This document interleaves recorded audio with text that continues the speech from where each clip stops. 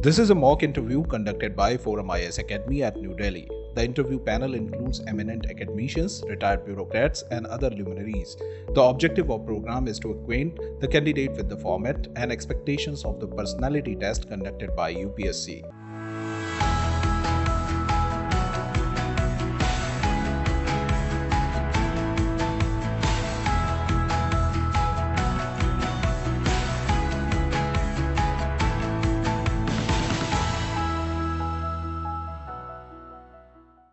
Tanoo Singh. Yes, sir. So you are in Gorakhpur? Sir, currently I'm in Patna. I see. So Gorakhpur, you have done forensic science MSc in 2018. What I have been doing since 2018? Sir, since then I started preparing for civil services, and currently I'm undergoing training as Block Panchayati Raj officer in Patna, sir. In Patna? Yes, sir. But you come from the land of Gorakhnath. Yes. What is the Yogi Sampradaya? Sir, it is a sect in Hinduism which is a Shaivite follower of Shiva tradition, and it has impact of Buddhism, yogic school, and also some impact of Tantrism, that is the Shakti sect.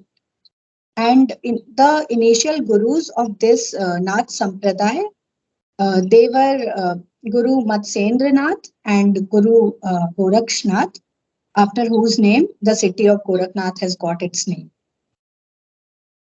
They say like Kabir, they were critical of all religions, and you say they were part of Hinduism. Is it true?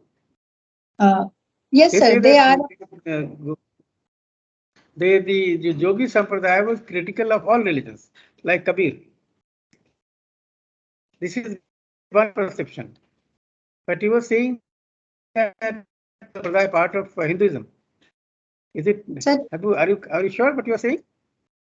Yes, sir. Sir, it's true that they were critical of the radical and conservative interpretation of the Hinduism that was based upon at that point of time, but they are part of Hinduism.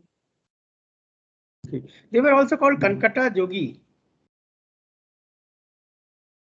There was a practice of piercing their ears. They were called Kankata Yogi. Are you aware of that? Kankata Yogi.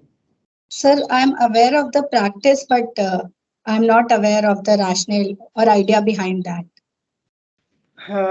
You studied geography, and yes, you sir. have recently seen earthquakes in Turkey and Syria and other places. So Turkey is in which zone? Are you aware? Seismic zone? Sir, the southern part of Turkey and northern part of Syria, it lies in seismic zone of 4 to 5, and it is very seismically and tectonically active zone because of the tectonic activity there. The Eurasian plate and the Arabian plate. The Arabian plate is going beneath the Eurasian plate, so that is the overall reason of the tectonic activity. Gorakhpur area, which zone it falls? Gorakhpur. So Gorakhpur falls under zone 4. Zone 4, like Delhi. Yes, sir. Delhi also falls under zone 4. Are buildings of Gorakhpur seismically safe?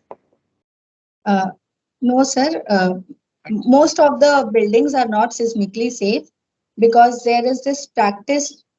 Normally, the practice of following earthquake-proof buildings, it is not followed by the normal people and the general population. So most of the buildings are not safe.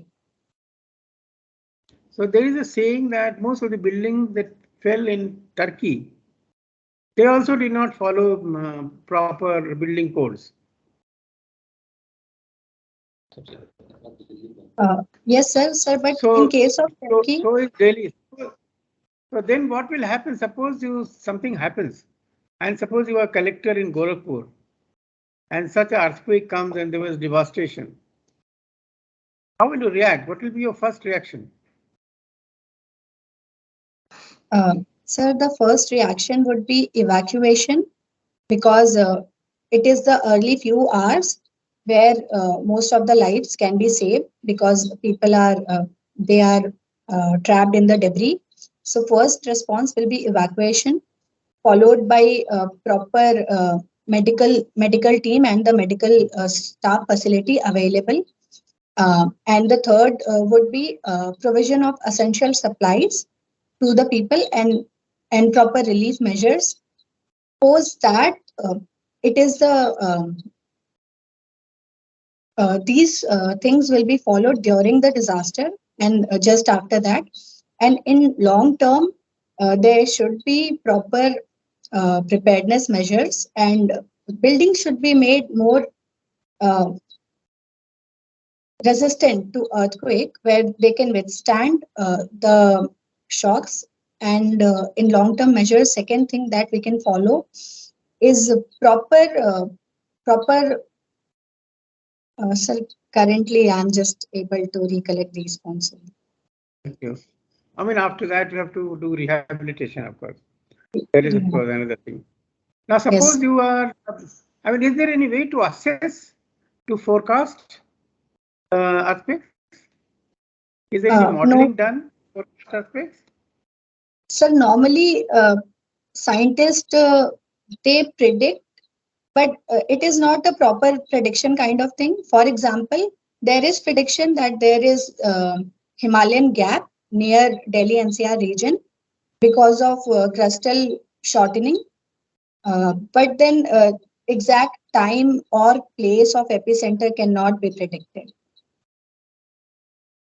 So, I mean, is there, so that means P wave and S wave, they don't give you enough time to respond. Yes. And Yes, there is sir. no other modeling also available. Yes, sir. Sir, it gives only a few seconds. Yeah, there was someone who has predicted Turkey earthquake. And he also says that India is also sitting, Delhi is also sitting on severe earthquake now. So that means there must be some modeling, some kind of prediction, how, or it is just a hunch. Sir, it is based on the crustal shortening only, because the plates are moving, and the kind of energy which should be released has not been released. So it is trapped there only. So it is predicted that at some point of time it needs to be released. But when it will happen, it will not, is not known. Yes, sir. There was a fertilizer factory in Gorakhpur. Is it still there or it has been closed? Sir, it has been closed earlier, but it has reopened now, and it is functional. So what was the reason for closure? Sir, there was this accident where there was some leakage with respect to the fertilizer factory. That was the reason for closure of the factory. Tanoo, Yes, you sir. did forensic science, right? Yes, sir. Why didn't you opt for police? Sir, I have opted for Indian Police Services at second spot, but I have kept Indian Administration Services at first spot because of its own reasons. Suppose you get selected and you're posted in your home cadre, what would be your top 3 priorities? Sir, my top 3 priorities will be, the first priority will be education, and that too elementary and secondary education. My second priority will be primary healthcare, and my third priority will be women empowerment. What would you try to do in primary healthcare? So in primary healthcare, there are various regions and various districts which do not have adequate amount of beds, and there are various uh, regions, especially the backward regions, which do not have even doctors. So the first priority should be to have uh, at least a basic primary healthcare center at every district and at every area with proper doctor and proper staff. And also the second thing that needs to be done is to focus more on preventive care, preventive health care, and to focus more on wash, to focus more on nutritional angle with respect to health. So these will be the priority areas. Are we aware of this study which says that there are 4 main non-communicable disease which results in 80% of the deaths in adults? So are you aware of that study? I mean, what are those 4 non-communicable disease? Are you aware of that? No, sir, I'm not aware of this particular study. Okay, so forget about the study. Are you aware about those disease? Sir, exactly, I am not aware of because I haven't read this article. Those 4 diseases, these are cancer, heart-related problems, pulmonary disease, and diabetes. Now tell me, what low-cost measures would you take to address these 4 diseases or the problems? Preventive measures that you would take.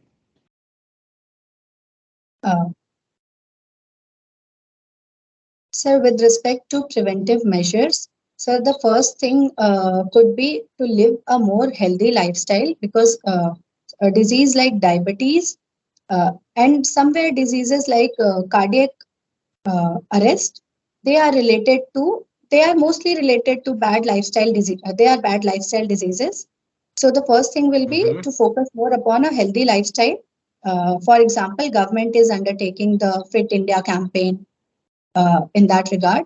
And second, I would say will be to have a more balanced diet approach, where most of the other problems can be solved, basic health issues can be solved.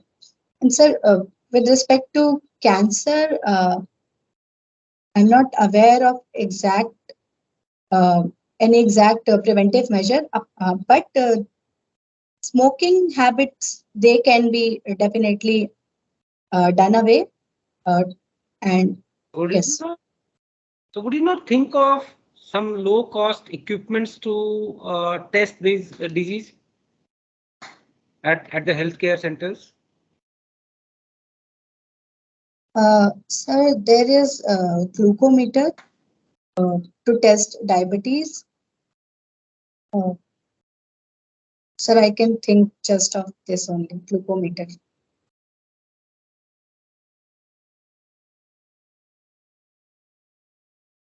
Then you got BP machine also. Then for pulmonary, you have a spirometer. Anyway, since your father is from army, right? Yes, sir. So tell me, what do you think of Agniveer scheme? Is it a good scheme or a bad scheme? Sir, Agniveer scheme is a good step because it is aimed at making the armed forces more younger and more leaner. Because currently the average age of Indian armed forces is 32 years, and government is aiming to bring it down to 26 years in next 6 to 7 years. And the second thing is that it will create more fiscal space for capital expenditure and modernization of defense forces.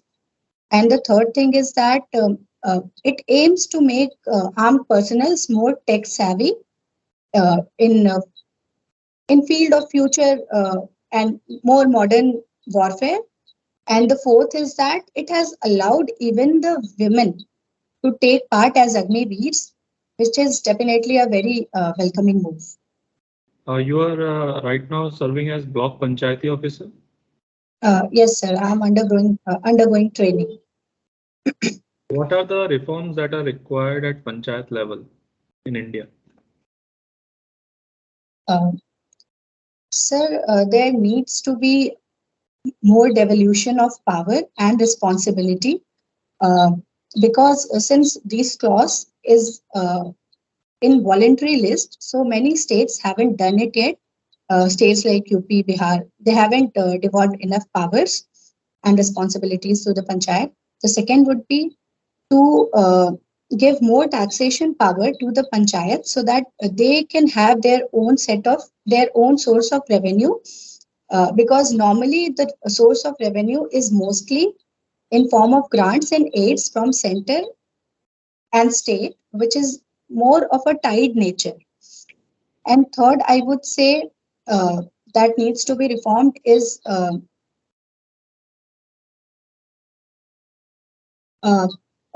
forming the state finance commission, because many states haven't done it yet and they don't follow the recommendations given by state finance commission, and this fact was mentioned in also in 15th finance commission recommendation that those states who are not following it, there was this deadline of 2024, post that they won't be given particular grant. So these are few steps which we need to follow.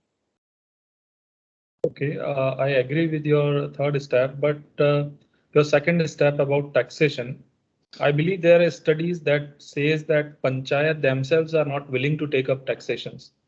They do not want to tax people. Right? Do you agree with that? Sir, this is sometimes this is the case, but in most of the case, even those taxation powers which are there with panchayats, they are not lucrative enough. They are not proper. So it is not enough source of revenue for them. So that could be one reason. And second reason is that imposition and collection of tax. It is not a very efficient system, and hence they need to have more power so that they can also collect and impose the tax and collect the tax in order to tackle their financial problems in a better way. Okay. Fine. So you have done MSc from forensic science. Yes, sir. What is the significance of this course with respect to criminal justice system? Sir, forensic science, it is a very integral part of investigation process, and it works in a very close proximity with the policing system of the country. And hence it is very much relevant, and it is part only of the criminal justice system, and it helps in giving proper evidence. And also the forensic science provides the forensic experts, they provide the expert opinion, which further helps the judiciary in reaching at any particular decision. And third is that it helps in raising the conviction rate and proper speedy trials. Do you think that police in India has adopted the highest standards of forensic sciences? Sir, this is currently the police system in India has not adopted the highest standards of forensic sciences, and there are few issues with respect to the crime scene itself. For example, there is this issue of collection of evidences and from crime scene, and also sometimes it has been witnessed that the sample which are collected, they are not in their pure form, and they have been adulterated, and these are few flaws which needs to be tackled, because otherwise the whole process of forensic testing. Okay, I get it. Yes. So this is my last question.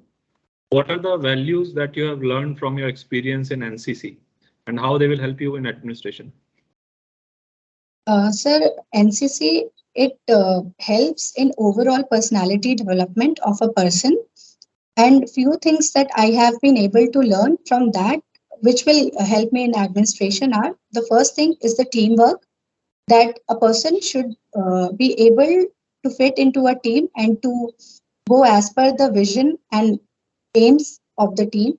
Second, I would say, is the leadership quality that it provides.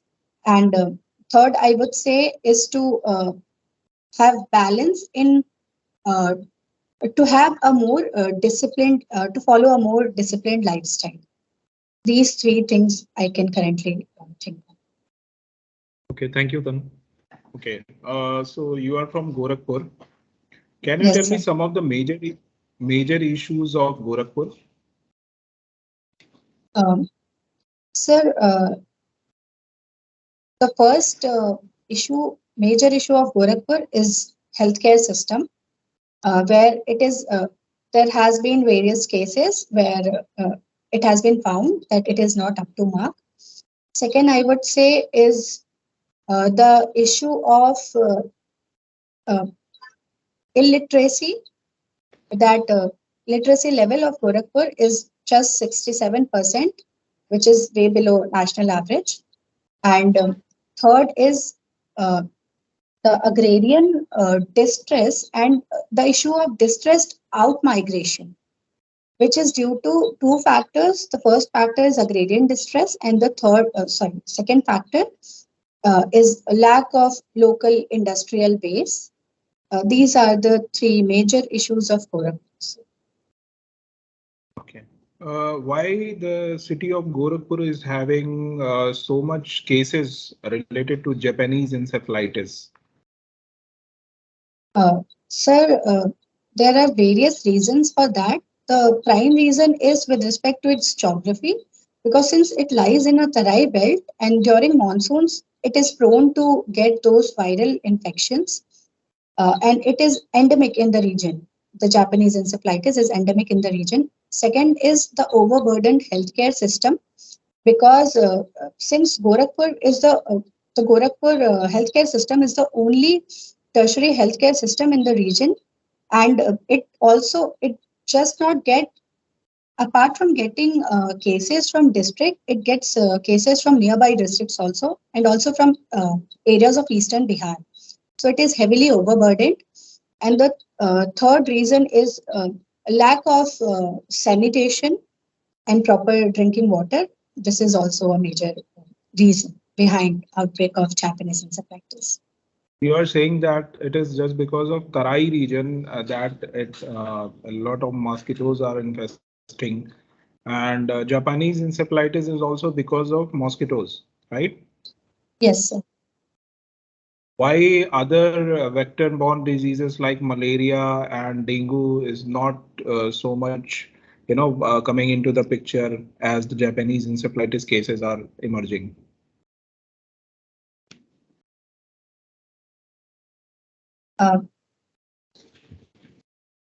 Sir, I have to read more upon this. I'm not aware of this exact.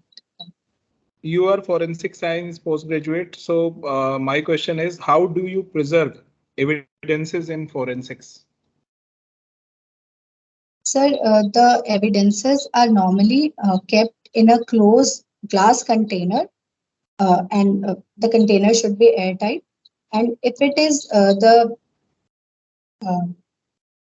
is any organ, for example, with respect to toxicology, if it is a organ, part of any organ, then it is stored in a liquid medium so that it do not undergo any kind of decaying process.